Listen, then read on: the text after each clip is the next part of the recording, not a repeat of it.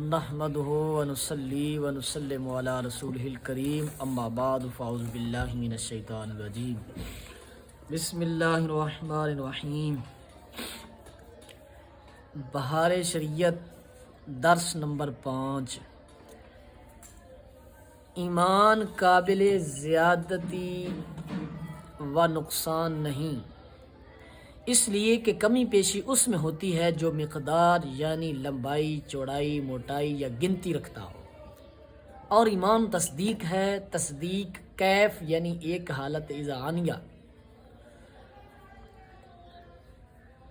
فرماتے ہیں کہ ایمان جو ہے اس میں کم ہو جانا، زیادہ ہو جانا، کمی پیشی یہ نہیں ہوتی کہ بعض کا ایمان جو ہے وہ تھوڑا ہے، اس کا ایمان تھوڑا ہے، اس کا ایمان کم ہے۔ ایک ہے ایمان کا درجہ ہونا، جیسے صحابہ کرام ایمان لائے، ہمارا تو ایمان ایسا نہیں ہے۔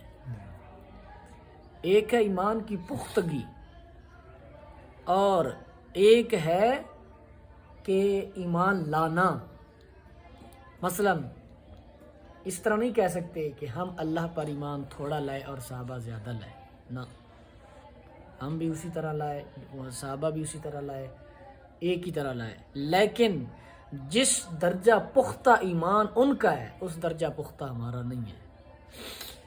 تو زیادتی اور کمی، نقصان اس چیز میں ہوتا ہے جس کی کوئی مقدار ہو، لمبائی ہو، چوڑائی ہو، موٹائی ہو یا گنتی رکھتا ہو، اور ایمان تصدیق ہے، اور تصدیق کیف یعنی ایک حالت اذعانیہ۔ بعض آیات میں ایمان کا زیادہ ہونا جو فرمایا ہے اس سے مراد مؤمن بھی ہے، مصدق بھی ہے، یعنی جس پر ایمان لایا گیا اور جس کی تصدیق کی گئی۔ یعنی کہ جن آیات میں ایمان کا زیادہ ہونا گھٹنا بتایا گیا ہے، ان سے مراد وہ چیز وہ ہے جس پر ایمان لایا گیا ہو، جس کی تصدیق کی گئی ہو، یعنی جس پر ایمان لایا گیا اور جس کی تصدیق کی گئی کہ زمانہ نزول قرآن میں اس کی کوئی حد متعین نہ تھی، بلکہ احکام نازل ہوتے رہتے اور جو حکم نازل ہوتا اس پر ایمان لازم ہوتا، نہ کہ خود نفس ایمان بڑھ گھٹ جاتا ہو۔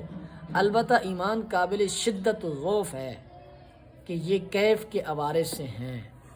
ہاں، ایمان کے اندر کمزوری آ سکتی ہے، ایمان کے اندر پختگی آ سکتی ہے، لیکن یہ نہیں کہہ سکتے کہ ایمان کسی کا گھٹ گیا یا کسی کا ایمان بڑھ گیا۔ ایک ہے گھٹنا بڑھنا اور ایک ہے کمزوری آنا۔ ہمارے ایمان صحابہ کی نسبت بہت کمزور ہے، اور یا صوفیاء علماء کی نسبت، فقہاء کی نسبت بہت کمزور ہے، متقدمین کی نسبت۔ لیکن یہ نہیں کہہ سکتے کہ جناب ہم بعض پر ایمان لائے تھے، وہ کل پر ایمان لائے تھے، نہ، وہ بھی جو ایمانیات میں سے کسی چیز کو چھوڑے گا وہ تو مسلمان ہی نہیں رہے گا، بلکہ نہ کہ خود نفس ایمان بڑھ گھٹ جاتا۔ البتہ ایمان قابل شدت و ضعف ہے کہ یہ کیف کے عوارض سے ہیں۔ کیف کہتے ہیں کیسا، کیف کا معنی ہوتا ہے کیسا۔ حضرت صدیق اکبر کا تنہا ایمان اس امت کے تمام افراد کے مجموع ایمانوں پر غالب ہے۔ حضرت صدیق اکبر رضی اللہ تعالیٰ عنہ کا تنہا ایمان صحابہ سمیت تمام اولیاء، صوفیاء، اغواس، اقطاب، ابدال تمام پر بھاری ہے۔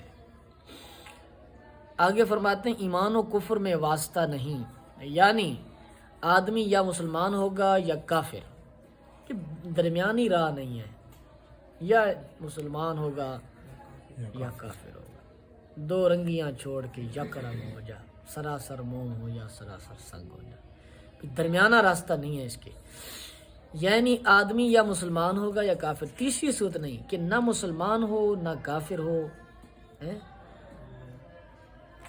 ہاں یہ ہے کہ کسی بندے کا مسئلہ اگر گنجلک ہے تو اس کے ایمان و کفر میں بندہ سکوت اختیار کر سکتا ہے، جیسے اسماعیل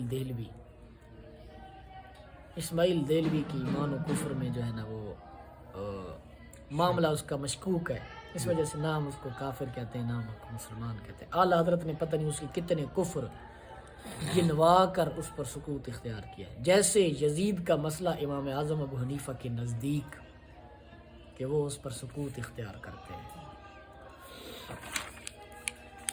مسئلہ نفاق، منافقت کہ زبان سے دعوی اسلام کرنا اور دل میں اسلام سے انکار، یہ بھی خالص کفر ہے. اور بلکہ ایسے لوگوں کے لیے جہنم کا سب سے نیچے کا طبقہ ہے.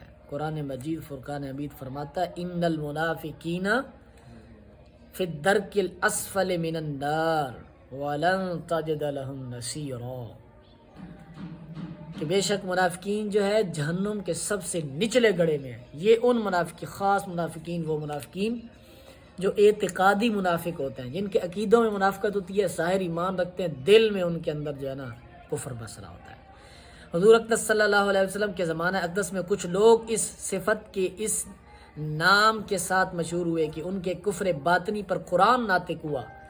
کہ آپ کے زمانہ اقدس میں کچھ لوگ ایسے منافقت رکھتے تھے کہ اللہ نے ان کی منافقت پر قرآن بھیجا ہوا ممن حولکم من الاعراب منافقون، کہ اے حبیب آپ کے گرد اعراب میں سے منافق ہیں، اعرابیوں میں سے منافق ہیں. نیز نبی صلی اللہ علیہ وسلم نے اپنے وسیع علم سے ایک ایک کو پہچانا اور فرما دیا کہ یہ منافق ہے. ایک مجلس میں یہ المعجم الاوسط کی حدیث ہے، سرکار دو علیہ وسلم نے ایک روز جمعہ کا خطبہ دیتے ہوئے فرمایا قم اے یا فلان، قم اے فلان کھڑا ہو جا، فإنک منافق، اخرج یا فلان فإنک منافق. آپ نے لوگوں کو، منافقین کو صفوں میں سے کھڑا کر کر کے فرمایا جاؤ تو منافق ہے، نکل جا تو منافق ہے، نکل جا تو منافق ہے. پتہ چلا کہ مسجدوں میں بڑے بڑے داڑھیوں جبوں والے بھی منافق ہوتے ہیں. حضور صلی اللہ علیہ وسلم نے ان کے پردے رکھے ہیں، تو اس کا یہ معنی نہیں ہے کہ منافقت کی تمیز ہی ختم ہو گئی یا حضور جانتے نہ تھے. اب اس زمانہ میں کسی خاص شخص کی نسبت قطع کے ساتھ منافق نہیں کہا جا سکتا. اب اس زمانہ میں کسی شخص کو متعین کر کے اس کو منافق نہیں کہا جا سکتا. کیوں؟ کہ دل کا مرض پہچاننے کے لیے وہ نگاہ نبوت چاہیے، اور اللہ اس کے دل کی بات جانتا ہے، اس پر فتویٰ کوئی نہیں دے سکتا. اب جس کے دل میں جو چل رہا ہو چلتا رہے، ہمارے لیے یہ ہے. اس کی زبان اگر ضروریات دین کی مقر ہے، اقرار کرنے والی ہے، تو ہم اس کو کافر یا منافق نہیں کہہ سکتے. ان اللہ وہ کافر ہے یا مومن ہے یہ وہ جانے اور اس کا رب جانے. یہ تو وہ قبر میں جائے گا اس کو پتہ چلے گا. مسلمانوں کا حق یہ ہے کہ جب تک اس دھرتی پر کوئی شخص اس ضروریات دین کا اقرار کر رہا ہے اور کوئی فعل منافی اسلام اس سے صادر نہیں ہوا، جیسے ہم نے پڑھے تھے زنار باندھنا، کشکا لگانا، چوٹی باندھنا وغیرہ وغیرہ بھی صادر نہیں ہوئے، تو وہ اہل اسلام میں داخل ہے. اس کے ساتھ اسلام والی رویہ رکھا جائے گا. مر جائے تو اس کا جنازہ کفن دفن قبر میں بھیج دیا جائے گا. پھر اس کے دل میں جو کفر اگر ہوا تو وہ جانے، اس کا رب جانے. اب اس زمانہ میں کسی خاص شخص کی نسبت قطع کے ساتھ، یقین کے ساتھ منافق نہیں کہا جاتا. کہ ہمارے سامنے جو دعویٰ اسلام کرے ہم اس کو مسلمان ہی سمجھیں گے جب تک اس سے وہ قول یا فعل جو منافی ایمان ہے نہ صادر ہو. البتہ نفاق کی ایک شاخ اس زمانہ میں پائی جاتی ہے کہ بہت سے بد مذہب اپنے آپ کو مسلمان کہتے ہیں، اور دیکھا جاتا ہے تو دعویٰ اسلام کے ساتھ ضروریات دین کا انکار بھی کرتے ہیں. کہ وہ دعویٰ اسلام بھی کرتے ہیں اور ضروریات دین کا انکار بھی کرتے ہیں، جیسے نیچری، چکڑالوی، وہابی، دیوبندی، ٹھیک ہے، اہل حدیث، غیر مقلدین، ٹھیک ہے، اور مختلف اس طرح کے فرقوں کے لوگ جو ہے وہ اپنے آپ کو دعویٰ اسلام بھی کرتے ہیں اور ضروریات دین کا انکار بھی کرتے ہیں. یہ جتنے فرقوں کے میں نے نام لیے ہیں، ان میں سے وہ لوگ کہ جو دعویٰ اسلام بھی کرتے ہیں اور ان کے اندر ضروریات دینی کا انکار بھی پایا جاتا ہے، تو یہ مرتد دین ہے، مرتد ہے. مرتد کیوں ہے؟ مرتد کی تعریف تو بعض نے یہ کی ہے کہ وہ شخص جو اسلام لانے کے بعد دائرہ اسلام سے خارج ہو جائے. تو اگر کوئی شخص خالص بد مذہب کے گھر پیدا ہوا ہے اور شروع سے ہی اس نے کفری عقائد پڑھے ہیں تو پھر وہ تو اسلام میں داخل ہی نہیں ہوا. اس کو مرتد کیوں کہا جا رہا ہے کہ یہ کفر کے ساتھ دعوی اسلام بھی رکھتا ہے. جو دعوی اسلام رکھتا ہو ساتھ میں اور عقیدہ کفریہ بھی رکھتا ہو اس کو مرتد کہتے ہیں. ھذا ھو المرام اللہ تعالی.